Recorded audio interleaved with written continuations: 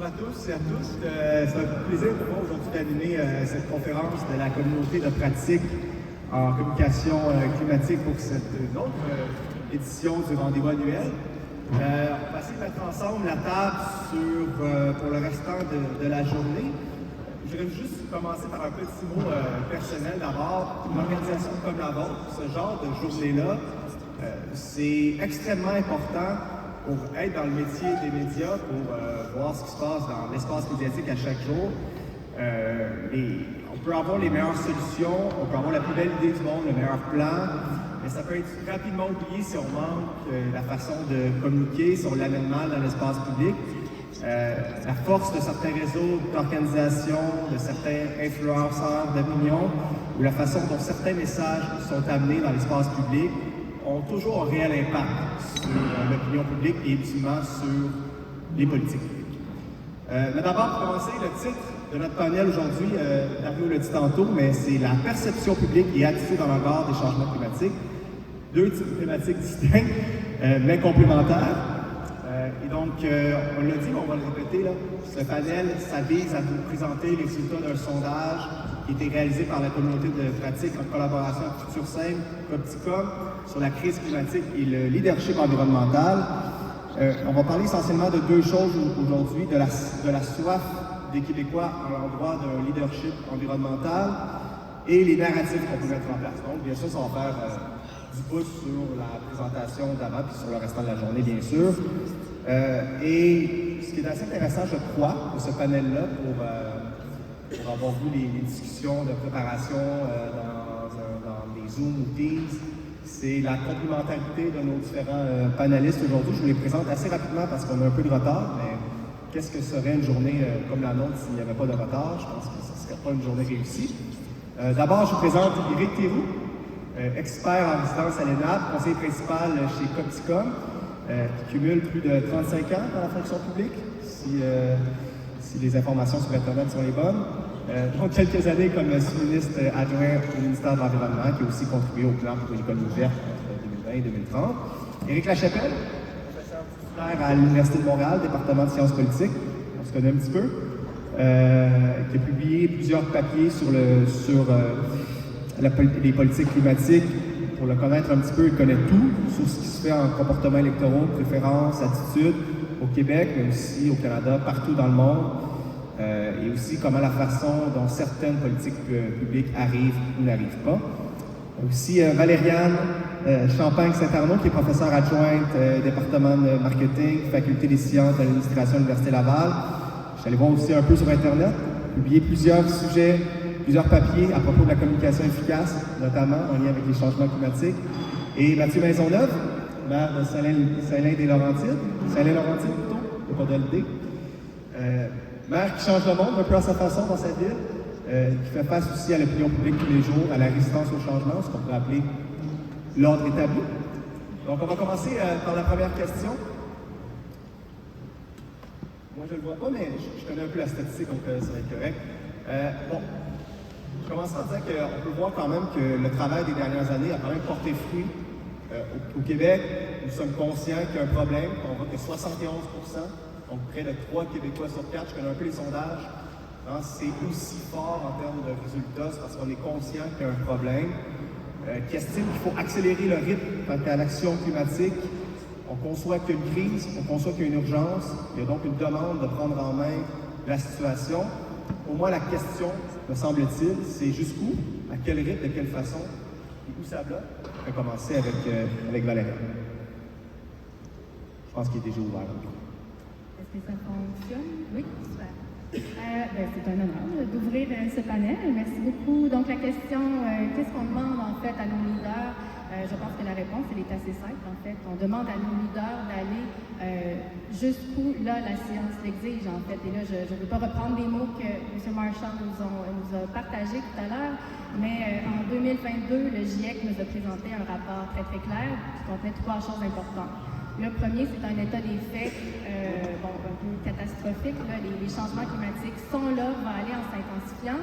Par contre, il existe des solutions. Ce rapport contenait des solutions très précises et si on les met en œuvre rapidement, on va pouvoir, atteindre le scénario le moins catastrophique. Donc, une petite dose d'espoir dans ce rapport-là. Mais par contre, un dernier élément très important, c'est que cette solution-là va être efficace à la condition d'opérer des transformations très radicales dans nos modes de vie. Donc, ce sont des constats très clairs. On souhaite que nos leaders, que ce soit à l'échelle politique ou dans les entreprises ou à d'autres niveaux, respectent finalement ce que la science commande. Et surtout, ce qu'on demande à nos leaders, je pense, c'est d'avoir une vision très claire de ce que sera ce monde transformé radicalement.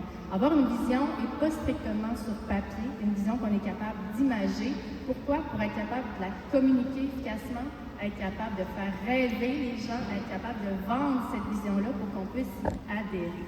Donc, il y a une grosse dose de vente. Je pense que vous allez m'entendre souvent répéter ces mots-là. Je viens du monde du marketing, mais je pense du côté clair et pas obscur de la force du marketing.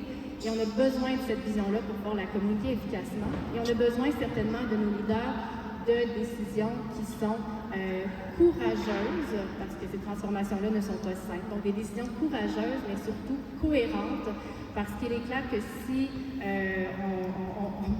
on le répète, mais si les bottines ne suivent pas les babines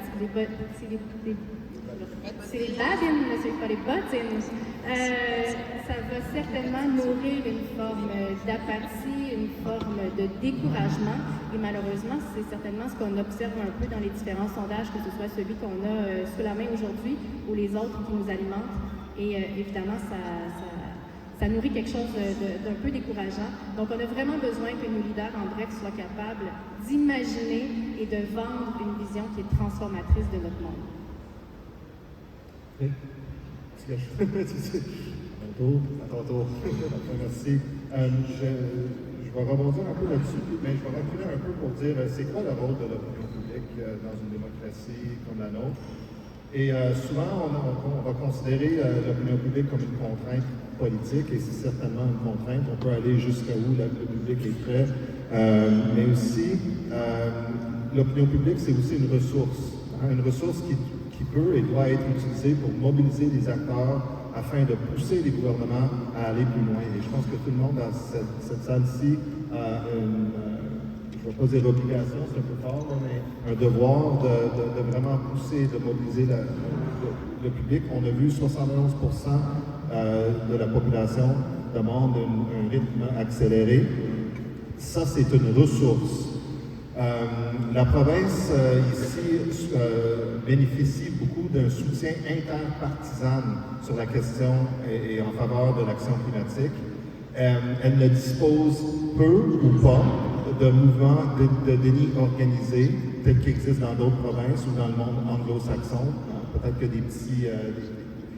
certaines radios là, qui vont peut-être organiser le déni, mais quand même, c'est pas aussi présent qu'ailleurs. Donc pour moi, le leadership dans ce contexte pourrait s'exercer à plusieurs égards. Oui, les élus doivent être courageux, ils doivent être cohérents dans leurs actions, les bottines doivent suivre les babines, certainement. Mais je pense que tout le monde dans cette salle ici a aussi une obligation d'exercer un certain leadership. C'est quelque chose qui est très important dans les administrations publiques, dans les organisations publiques, dans les universités, dans les écoles, dans les communautés. On a tous un devoir d'exercer un leadership parce que quand les gens cherchent à améliorer le monde, ils vont se tourner vers où? Ils vont se tourner vers nous, ils vont se tourner vers les grandes institutions, ils vont se tourner vers les universitaires, ils vont se tourner vers l'administration publique. Et c'est très important que quand ils se tournent vers nous, on est engagés, on fait des choses qui sont cohérentes avec la lutte au changement climatique. J'avais peut-être juste un dernier mot à dire aussi. Le leadership, il faut penser à l'extérieur du Québec. Parce que le Québec, au sein de la Fédération canadienne, a un rôle très important à jouer. Présentement, il y a un conflit distributif dans le pays, dans lequel il y a différents secteurs économiques qui vont gagner et certains vont perdre de la lutte au changement climatique. Et là-dedans, il y a des forces qui s'organisent pour s'opposer à Ottawa, des politiques publiques très importantes qui vont sortir, sont à veille de sortir sur les caps sur les émissions des sables bitumineux en Alberta. Ça va être très controversé Et on a besoin des voix, des forces, un leadership qui sont là comme ça, qui vont contrecarrer ou contrebalancer les forces qui existent pour opposer l'action climatique au niveau fédéral. Donc, je pense que le Québec a un certain leadership à jouer à l'intérieur de la Fédération canadienne aussi. Mathieu, toi, tu fais face à l'opinion publique chaque jour? Tous les jours, en tout cas, salutations à tout le monde. Merci beaucoup d'animer le panel, chers collègues. C'est un plaisir d'être là avec vous. Pour répondre à la question, je crois nécessairement que les leaders doivent continuer à éveiller les esprits des gens de la population. Puis, on peut rester surpris parce que les gens supportent plus qu'on peut s'y attendre. À Saint-Laurentide, on a pris des décisions courageuses qui pouvaient sembler un peu folles, en stoppant le développement immobilier, en refusant de dézoner une terre agricole pour y faire un développement commercial. Tout ça, dans notre réalité, c'est à contre-courant parce que c'est synonyme de dollars de développement. Puis on a besoin d'argent pour justement continuer à offrir des services de qualité aux gens, puis surtout être élus. Souvent, les élus ont un plan de développement pour 4 ans. Hein? Puis la prochaine élection, c'est la chose qui devient la plus importante. Puis moi, je segmente les gens. Il y a des promoteurs, il y a des gens neutres, puis il y a nécessairement des détracteurs. Bien, les décisions courageuses qu'on a prises, ça a fait en sorte que les promoteurs ont été beaucoup plus vocales que d'habitude. Les détracteurs sont restés là, dans l'espace public, mais ils ont été enterrés par les promoteurs. J'aurais même jusqu'à dire que les gens qui sont neutres d'habitude, la fameuse majorité silencieuse, ils ont fait écho à ces décisions-là. Puis je crois fondamentalement là, que, je vais rebondir sur ce que Valérie disait, il faut imaginer une vision. Pour moi, la vision, ça doit être basé sur la science, en même temps basé sur certains instincts, sur des valeurs de justice. Il faut être cohérent. Puis je crois fondamentalement que les décisions courageuses d'aujourd'hui, que nous, on a prises en 2022, 2023, deviendront des décisions un peu plus banales dans le futur. Puis dans ce sens-là, il faut continuer à innover, il faut continuer à aller plus loin, mais il faut surtout continuer à expliquer les décisions pour continuer à gagner la confiance des gens un à un. Au final, aussi, c'est vrai qu'au Québec, on n'est pas seul. Je pense qu'on peut dire qu'on est des leaders à ce niveau-là. On a l'esprit peut-être un peu plus éveillé là, que certains membres de la Fédération, que même certains pays à travers le monde. On a une responsabilité, autant au Québec qu'au niveau des pays scandinaves, là, de continuer à tirer le restant de la planète vers le haut. Il y a des pays émergents qui ont droit, eux aussi, à avoir une certaine croissance et un développement. Sans être paternaliste, il faut les accompagner dans leur légitimité d'avoir une croissance, mais sans répéter les erreurs du passé. Parce qu'au final, je vais terminer ce segment-là en disant que je crois que la crise climatique, au fond, c'est probablement une crise systémique. Éric, sur la perspective de quelqu'un qui a travaillé dans l'appareil administratif pendant quelques années. Merci et merci de l'invitation. Et vu que je viens de l'administration publique, vous avez compris que je viens de Québec, que j'ai pris le train ce matin et que malheureusement l'acronyme de la signification de Via Rail s'est concrétisé. Alors viens, installe-toi et attends. Alors, vu de la perspective de la fonction publique, le besoin en leadership, je dirais que les attentes par rapport aux gouvernants ou au gouvernement, dans un premier temps, c'est un besoin de lucidité par rapport à la reconnaissance du problème. Ça, je crois qu'on est chanceux, on l'a souligné, de façon interpartisane au Québec, on a cet élément-là. Ce que l'on demande par ailleurs, c'est de la cohérence entre les communications publiques et les actions. J'avoue que lorsque l'on voit des sorties de presse, comme des sorties en matière de transport durable, où le gouvernement dit, finalement, on ne financera plus les sociétés de transport en commun pour leur déficit courant, mais dire c'est très important, le transport en commun, la mobilité durable, il y a un questionnement de cohérence, disons. Respect de la science, et là, je dirais, le défi, c'est de traduire la science. C'est beau sortir des chiffres, des statistiques, prendre le 43% qui est demandé ou 45% qui est demandé dans le rapport du GIEC, puis de transposer ça automatiquement à la situation québécoise, peu importe le contexte. Donc, il y a un défi là, de traduire la science qui est faite à tous les niveaux dans l'action au niveau québécois. Je dirais aussi qu'il y a un besoin de double concertation. L'action gouvernementale repose sur une action et une concertation politico-administrative, comment on traduit administrativement les décisions politiques, mais aussi une concertation interministérielle, comment on agit de façon cohérente à l'échelle du gouvernement.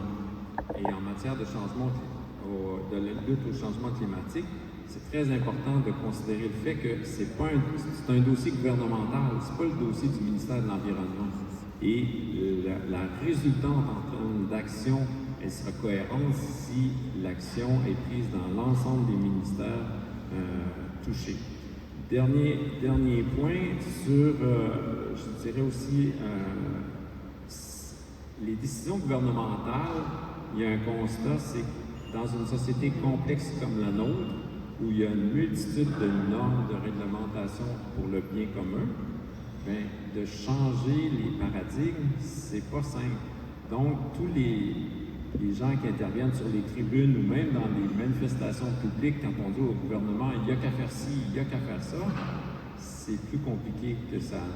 Donc, oui, ça prend du courage, mais ça demande aussi de la connaissance et, je dirais, de la rigueur. Et en ce sens-là, tout ce qui est fait comme aussi pression sur les gouvernants pour qu'ils prennent des engagements sur la scène internationale, lorsque l'on expose les dirigeants sur la scène internationale ou intergouvernementale, mais il y a une préoccupation politique bien légitime de bien faire rayonner le Québec, mais c'est intéressant aussi parce que la prise d'un engagement international fait en sorte qu'il y a une contrainte interne qui en découle.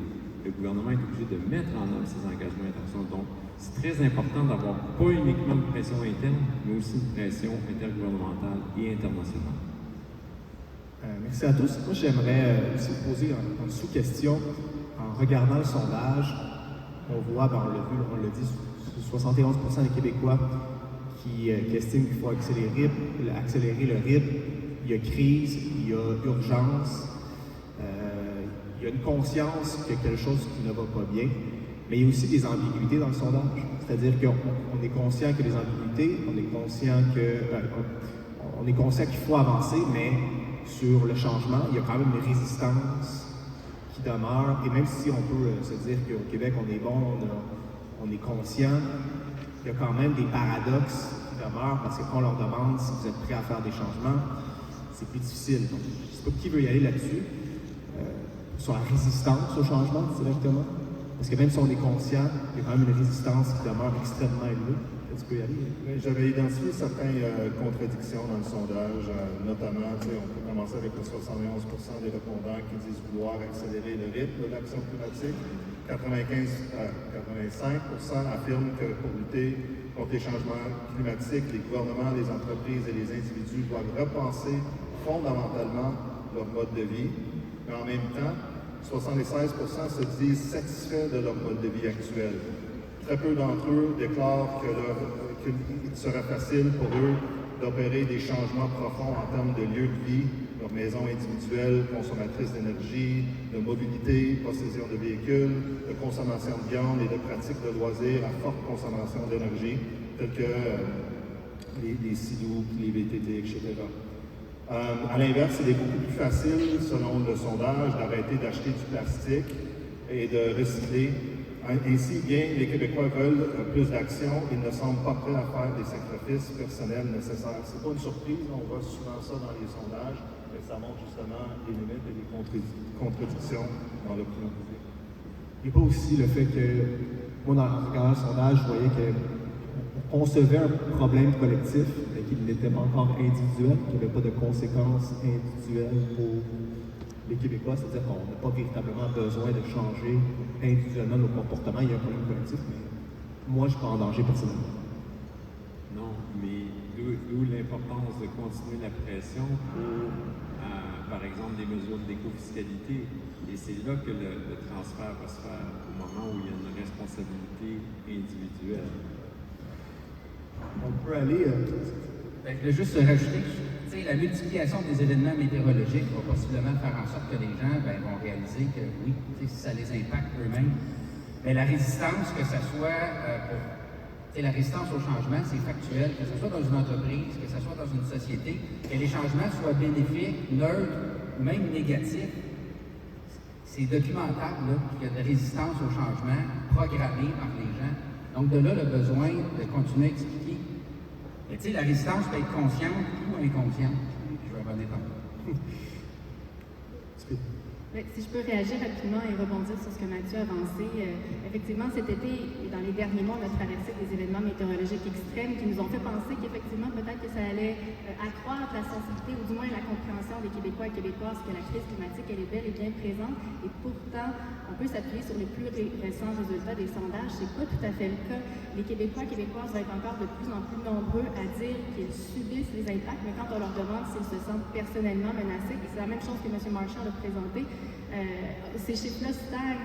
Certes, les Québécois et Québécoises sont inquiets pour le monde, sont inquiets pour le Canada, mais encore, malgré ce qu'on a vécu récemment, la menace, elle n'est pas directe. Donc, on a quand même encore beaucoup de travail d'éducation, certainement, à faire pour bien créer ces liens-là entre ce qu'on ressent très localement et la crise climatique globale.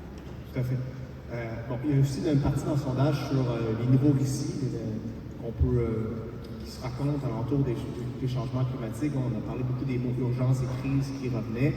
Mais je pense qu'il y a aussi un autre mot qui était dans le sondage qui me paraît quand même assez intéressant, c'est la résignation. Il y a beaucoup de répondants qui parlaient, qui étaient essentiellement que si on reprend l'énoncé qui était dans le sondage, que oui, la crise climatique, c'est un danger, c'est une crise, il y a urgence, mais on ne sera pas capable collectivement de faire face à ces changements-là. La question que je me demandais, c'est comment établir une communication efficace envers une portion de la population qui ne sont pas nécessairement réfractaires au changement, mais qui sont plus résignés. Si quelqu'un... Je peux peut-être me lancer. En fait, peut-être avant d'atterrir à vos questions de communication, je voudrais effectivement revenir sur cette idée-là qu'on voit une transformation, en fait, effectivement, une forte inquiétude, une forte peur qui tranquillement se transforme vers un sentiment d'indifférence, un sentiment de résignation. Évidemment, c'est un grand danger, surtout parce que c'est certainement un terreau fertile à trois grandes croyances, disons, qui sont contre-productives. La première, c'est celle que la techno va nous sauver.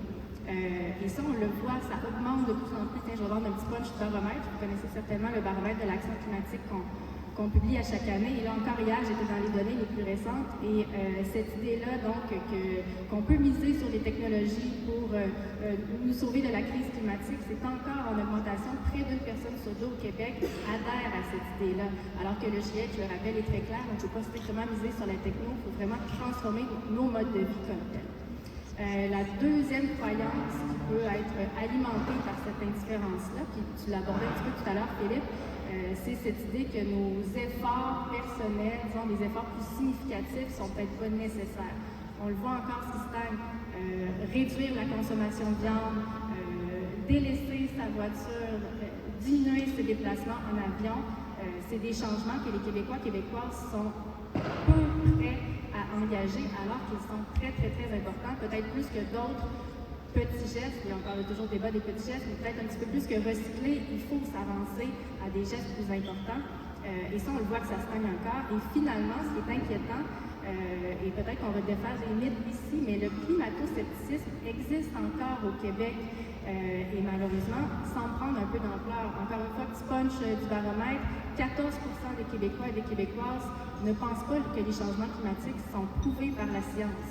Aujourd'hui, en 2023. Donc, les trois phénomènes que je vous présente, c'est pas strictement au Québec, c'est partout dans le monde, c'est assez documenté. Et pour atterrir à la question sur la communication, qu'est-ce que c'est l'antidote à cette apathie-là climatique qu'on semble constater? Je vais revenir à cette idée d'avoir une vision qui est claire, qui est engageante et que j'appelle, mais pas ça, que le monde scientifique appelle l'optimisme lucide.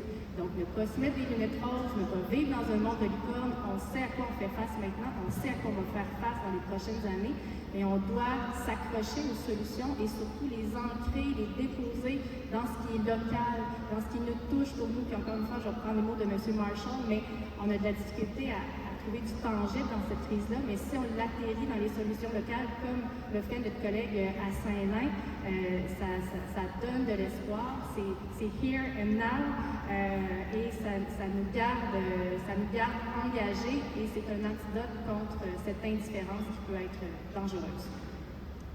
Éric? Deux choses, Valérie, c'était la première présentation. J'ajouterais un peu dans la même logique les mots d'Hubert Reeves qui vient nous quitter face aux défis climatiques. Il disait il faut être ni optimiste ni pessimiste, mais il faut être déterminé. Et je pense que c'est ça qu'on attend aussi des autorités.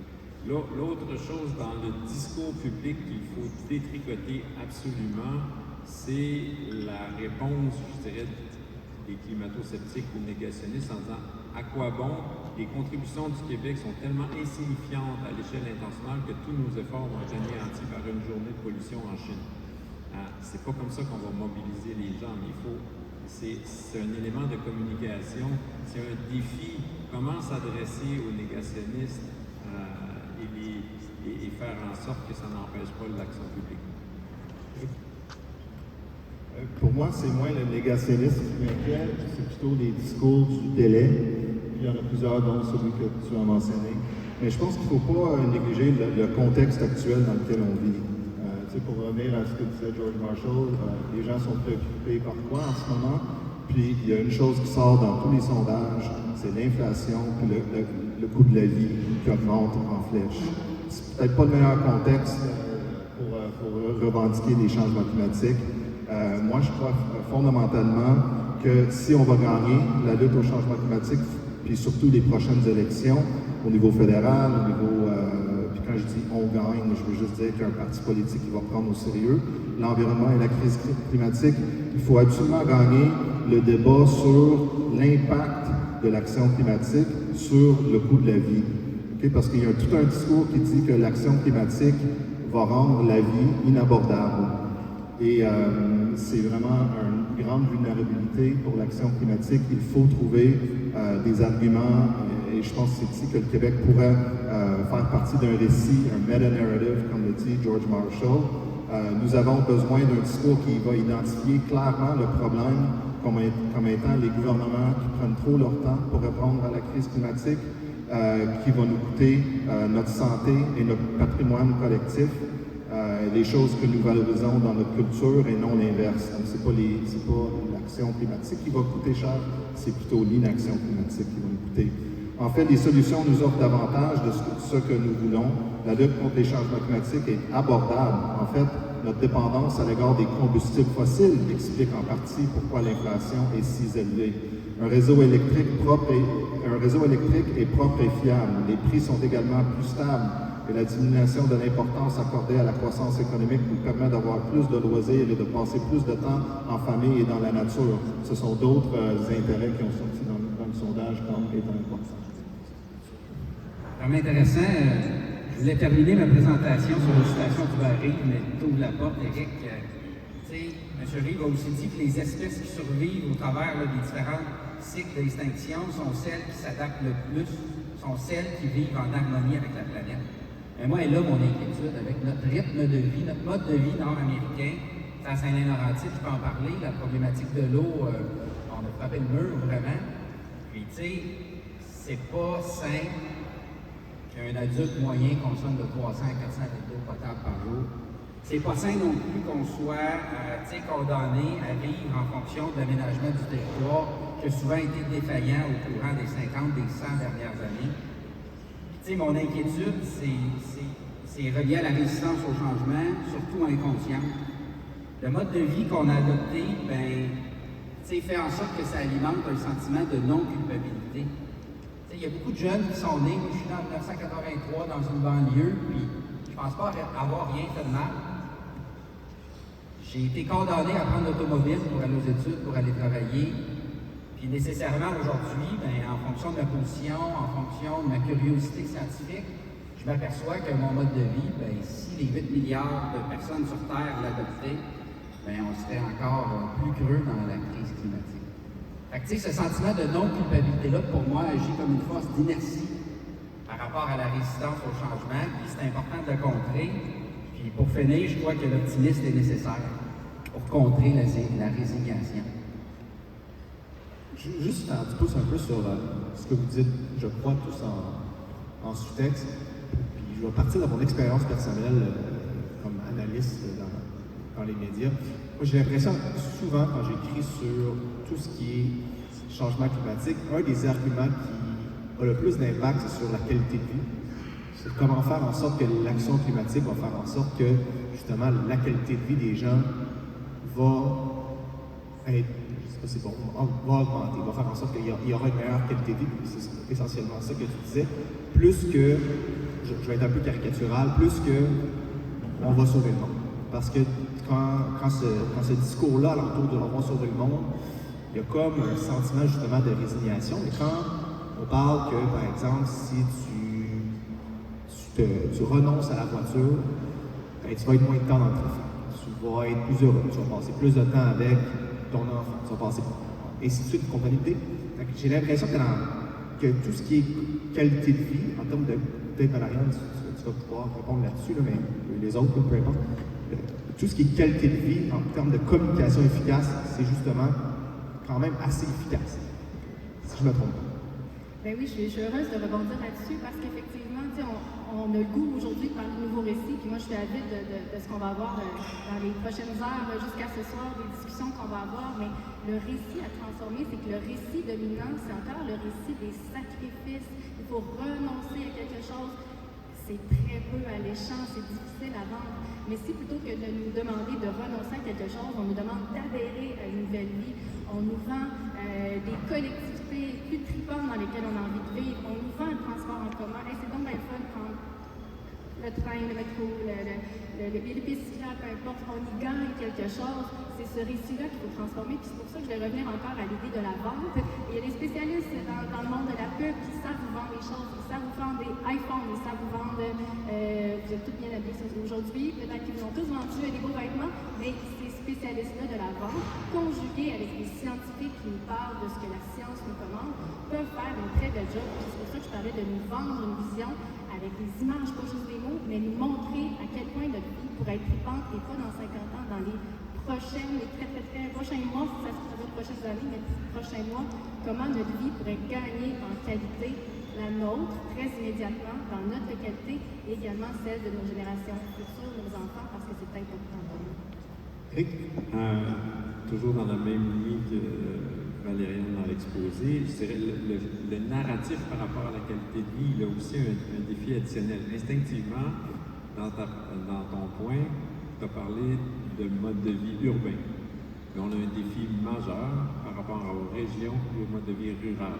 Si vous passez dans l'arrière-pays, vous avez une ferme à tous les 10 km, le rapport au changement climatique, il est complètement différent. Donc ça, je pense qu'il faut trouver déjà qu'il faut trouver un narratif en ville, ça cause un enjeu, mais en milieu urbain, en milieu rural et des régions, c'est encore un plus grand défi. Et l'autre chose, c'est que je pense qu'il va falloir aussi continuer la pression sur les gouvernements pour passer du sacro-saint indicateur du PIB aux indicateurs de mieux-être. Et tant qu'on ne sera pas arrivé là, on ne sera pas capable de sortir les chiffres qui vont convaincre la population du narratif en termes de qualité de vie. Et ça, je dirais, mon impression, c'est que ça va prendre un changement générationnel au niveau des politiques, puis c'est incarné au niveau municipal présentement, mais pas aux autres niveaux. Mathieu, changement. Exactement. Puis tu sais, oui, ça incarne au milieu municipal. Là, vous auriez pu inviter, j'ai écrit ici une liste de maires et mairesses de la nouvelle génération qui sont éveillés justement. Puis je crois que la clé, c'est la persuasion. C'est vrai que notre mode de vie aujourd'hui fait en sorte qu'au Québec, au continent nord-américain, on est dans notre confort. Mais veut pas, pour se sortir du confort, il faut vouloir aller vers la zone d'inconfort. Donc, il faut persuader, il faut convaincre les gens. Puis le sondage aussi là, sort une cote de confiance de la population envers différents métiers. Bien, le métier d'élu, on est dans le 2e sous-sol, c'est pas dans le 3e sous-sol, c'est pas évident. Donc, on doit continuer à bien faire les choses à titre d'élu pour inspirer la confiance des gens. Parce que j'ai déjà entendu une fois, je vais le répéter, change goes at the speed of trust. Les changements vont à la vitesse de la confiance. Donc, pour que la persuasion fonctionne, ça prend de la confiance. Mais d'un autre côté, la bonne nouvelle dans la mauvaise nouvelle, c'est que les événements météorologiques, les crises, font en sorte que les élus, là, bien, on est confronté à des situations d'urgence et on prend des décisions courageuses, justement, en situation d'urgence, puis ça a tendance à accélérer le niveau de confiance, à améliorer le niveau de confiance des gens. Que je pense à Gatineau, que je pense à Montréal, on pense à Baie-Saint-Paul, tu sais, ce qui est arrivé, bien nécessairement, on voit là les bonnes intentions derrière certains élus qui sont là pour le monde, pour le peuple, puis ça fait une différence. Fait que c'est tu sais, l'équation est un peu comme un cercle, hein? Il faut continuer, puis je crois que l'optimisme est nécessaire. Ça, on va essayer de reprendre le retard qu'on a eu. Je pense qu'on peut immédiatement passer à la période de questions.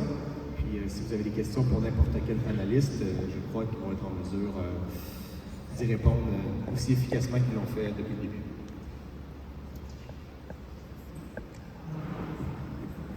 Ici, un micro. Voilà. Autogestion. Allô, allô? Okay. Je m'appelle Geneviève, j'aimerais rebondir sur ce que vous venez de dire sur le récit en ville versus le récit en milieu rural pour les défis. Moi, j'habite dans un petit village en Mauricie, puis je n'ai pas choisi les enjeux en milieu rural, ils sont immenses. Mais il y a quelque chose à l'échelle municipale, je ne sais pas si c'est pas la population, on est même pas 2000, puis il y a une solidarité impressionnante. Il y a du partage de l'entraide. Quand il y a une corvée d'écossage d'ail à notre ferme coopérative, tout le monde se présente. Puis, je pense que l'échelle de ce village-là est intéressante. Puis, on est aussi beaucoup concernés par ce qui se passe dans notre village, parce que tout le monde se connaît, parce qu'on est proche de notre milieu. Puis peut-être, en tout cas, quand j'habitais en ville, il y avait peut-être un peu ce désintérêt-là où c'est trop court, on ne connaît pas assez les gens. Fait que je pense qu'il y a quand même quelque chose de porteur en milieu rural, puis il faut miser sur des récits qui sont probablement différents. J'ai une question pour M. Maisonneuve. Je voulais savoir, tantôt, vous avez dit que les gens qui étaient moins qui étaient en faveur de vos décisions audacieuses étaient plus vocales que les personnes réfractaires. J'étais vraiment étonnée. Puis vous avez mentionné que vous expliquiez les décisions que vous preniez. Je voulais savoir, c'est quoi vos stratégies de communication justement gagnantes pour faire passer vos décisions et que les gens qui sont d'habitude silencieux crient haut et fort qui sont d'accord. Merci beaucoup. À Saint-Laurentide, pour répondre à votre première interrogation, on est 26 000 citoyens. Quand même une ville qui a connu une croissance fulgurante au courant des dernières années, qui nous a apporté énormément de défis. La résilience qu'on a développée suite à ces défis-là, c'est probablement une des raisons pour lesquelles je suis ici. Oui, les promoteurs, autant locaux que régionaux, que nationaux, les gens ont communiqué avec l'hôtel de ville, avec la mairie, avec nos conseillers municipaux, par courriel, par téléphone, par Facebook. Notre stratégie, je te dirais qu'on pourrait encore la bonifier parce que j'ai l'impression qu'on a surperformé par rapport à l'opinion, surtout des gens dans notre milieu à nous. Mais tu sais, des bons vieux vidéos, des lives, comme on dit, sur Facebook, où on explique notre décision. Bien, pour nous, là, il y en a quelques-unes, ça a démarré, c'est devenu viral comme une traînée de poudre. Après ça, ça a été repris par des médias régionaux, par des médias nationaux, comme la presse, comme les émissions de radio. Puis moi, j'adore le médium de la radio parce que ça nous permet de dire les choses telles qu'elles sont, sans filtre, sans coupure. Donc, c'est une stratégie qui pourrait être bonifiée, mais je vous dirais qu'on y a été en fonction de ce qu'on pensait qui était le bon. Puis les vidéos virales, c'est ce qui a fonctionné le plus.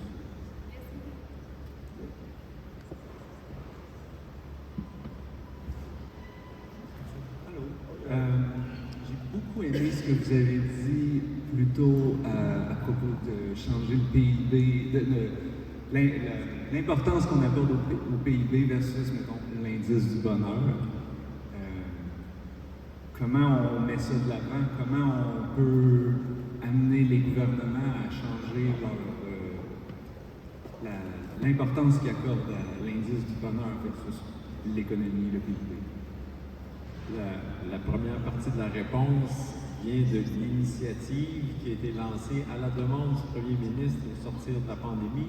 Il avait fait un appel public pour savoir comment on devrait, de quel indicateur on devrait se doter pour le futur au sortir de la pandémie. D'où l'initiative qui est coordonnée par Copticom, sans faire de publicité trop interne, mais qu'on appelle le G15+, donc qui réunit des partenaires de la société civile, le patronat, les syndicats, les groupes communautaires, les groupes environnementaux, qui travaillent justement à développer des indicateurs qui sont hauts. Oui, le PIB est un des indicateurs, il ne doit pas être le seul, mais il ne doit pas être même l'indicateur déterminant. Ensuite, je pense il y a un défi de communication publique pour être capable de transposer, par exemple, en termes de qualité de vie. On peut prendre les indicateurs en matière de logement, on sait que c'est un enjeu majeur, mais dans la transformation du mode de vie au quotidien, l'habitation est essentielle.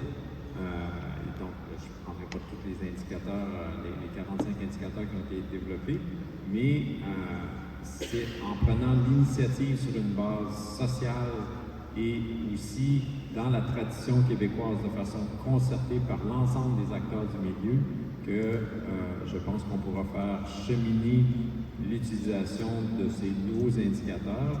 Et ce que l'on peut espérer, c'est qu'au-delà d'une première réaction du monde politique, on puisse aussi faire en sorte que les administrations publiques puissent se saisir de ces indicateurs-là pour mieux informer leurs autorités politiques dans le cadre de la conversation politico-administrative.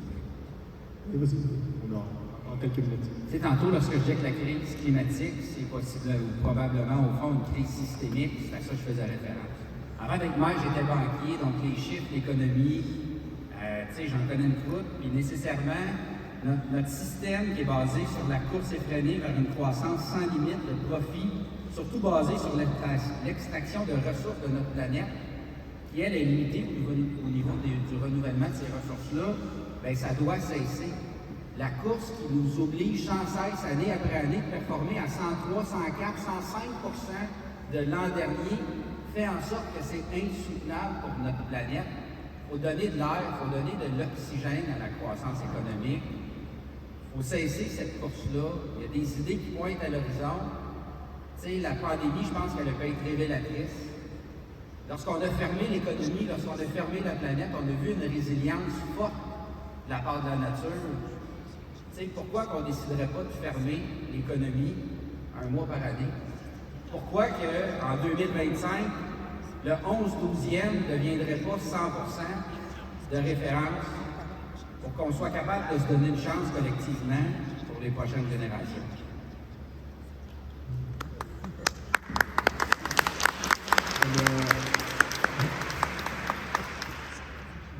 Bonjour. Oui. Je travaille au regroupement national des conseils régionaux de l'environnement. Merci pour vos propos.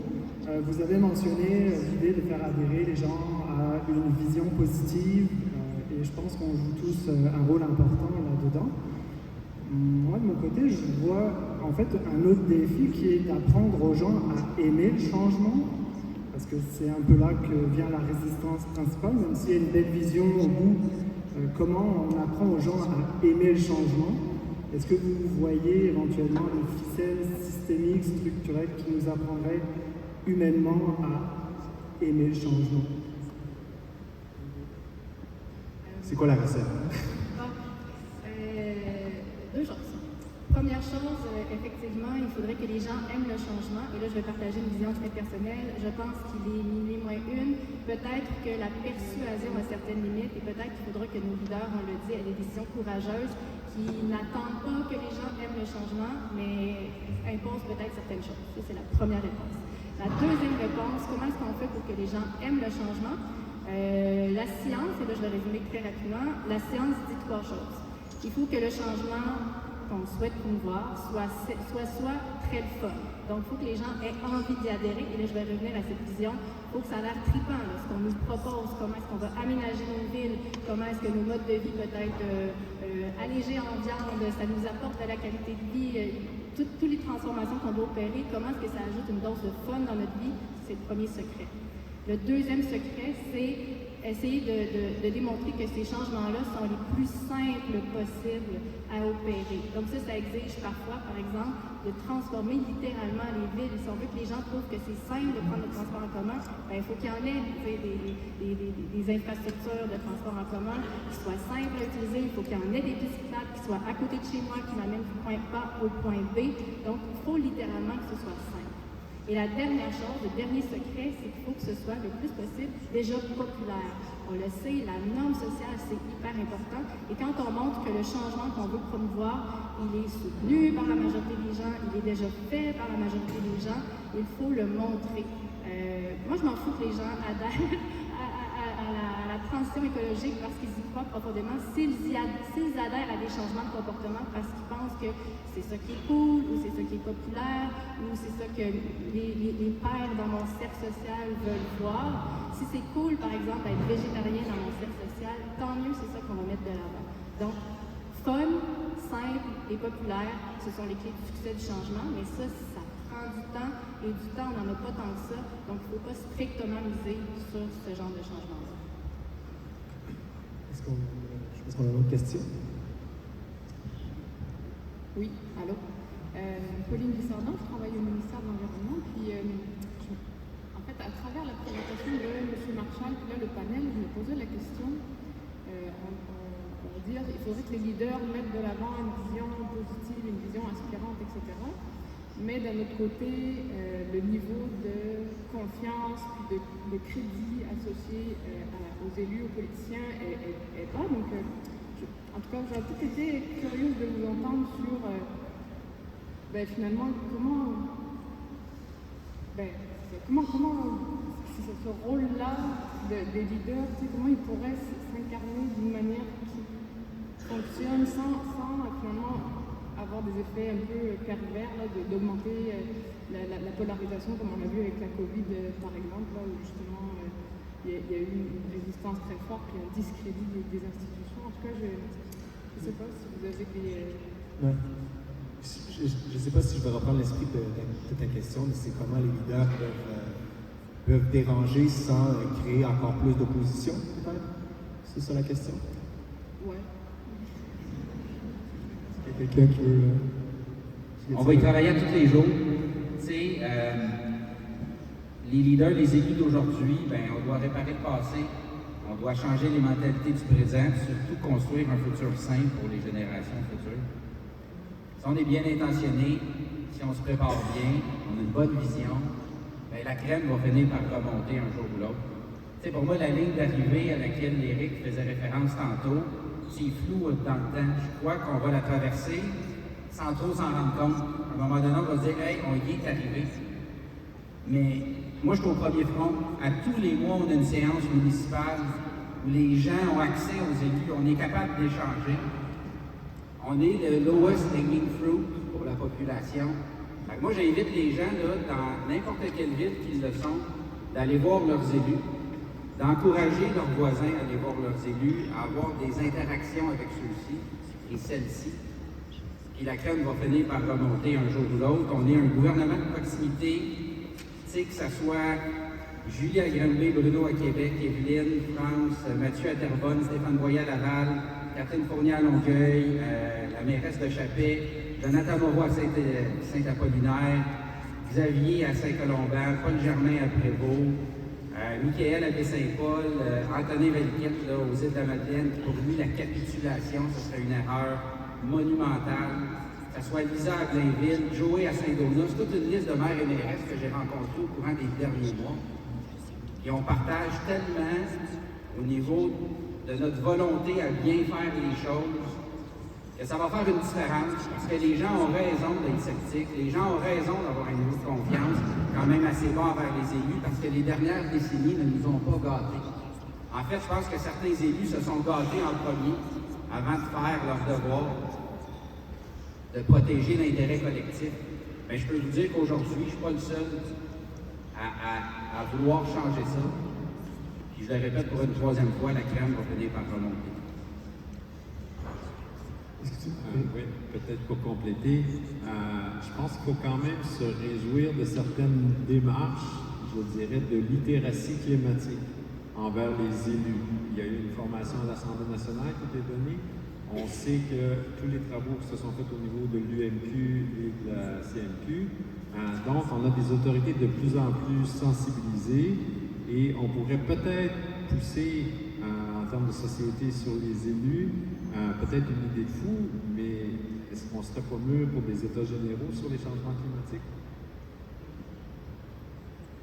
Je pense qu'on a complété ce panel. Merci aux 4 panélistes qui étaient avec moi aujourd'hui. J'espère qu'ils ont répondu à certaines de vos questions.